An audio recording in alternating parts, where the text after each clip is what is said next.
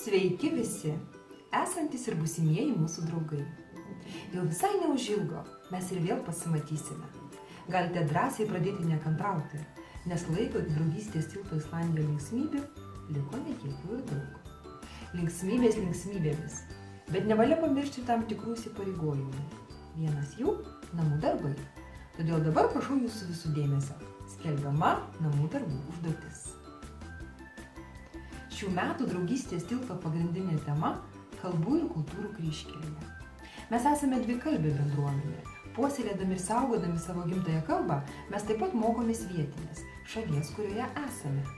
Pripažinkime, kelias į svetimo žodžių, o taip pat į svetimos kultūros pažinimą toli gražu nėra rožinis klotas.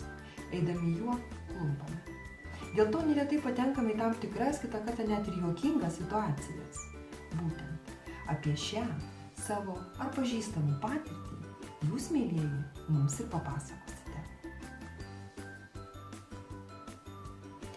Dabar, kad jums būtų paprasčiau įsivaizduoti namų darbų esmę, kviečiame jūs pasižiūrėti mūsų komandos sukurtą trumpą siužetą, pavyzdį. Mes jums papasakosime apie lietuviško mergaitės vardo Rūta viražus islandų kalboje. Islandų kalboje žodis Rūta reiškia tarpmiestinis autobusas. Galite įsivaizduoti, kaip nustemba vietinis islandas išgirdęs: sveiki, mano vardas Rūta. O kur dar daugybė kitų komiškų situacijų kasdieninėje kalboje. Ši viena iš jų.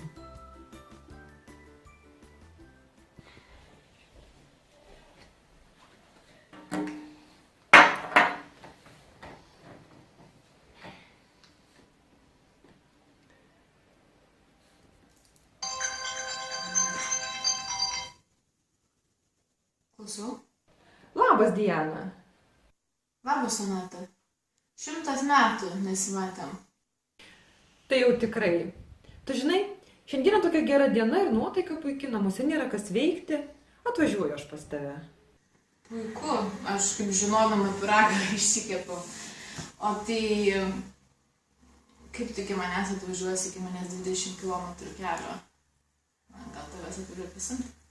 Ne, Diana, viską žinau gerai. Aš ką tik kalbėjau su savo kaimynu Islandu.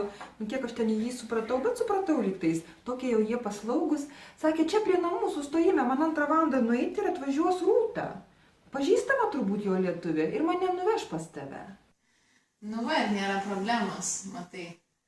Tie Islandai visuomet pasiruošę padėti. Nu, gerai, tai greito. Laukiu.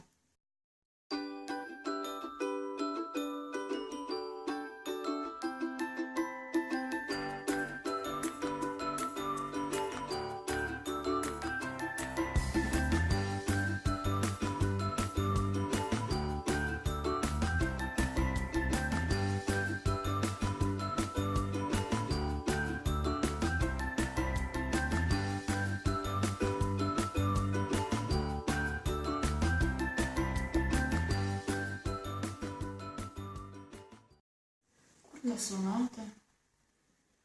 Jau ten pradėjau. Jinai turbūt laukia lietuvės Rūtos, ogi jis turėjo omeny tarpmiestinį autobusą.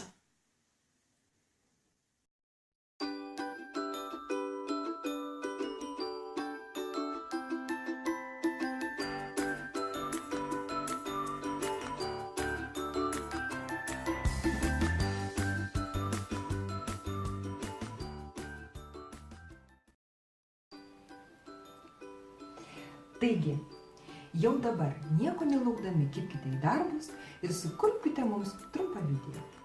Esame tikri, kad gyvendami svetur ne kartą esate patyrę kažką panašaus parodyto mūsų siužete. O mes linkime jums begalinės kūrybinės sėkmės.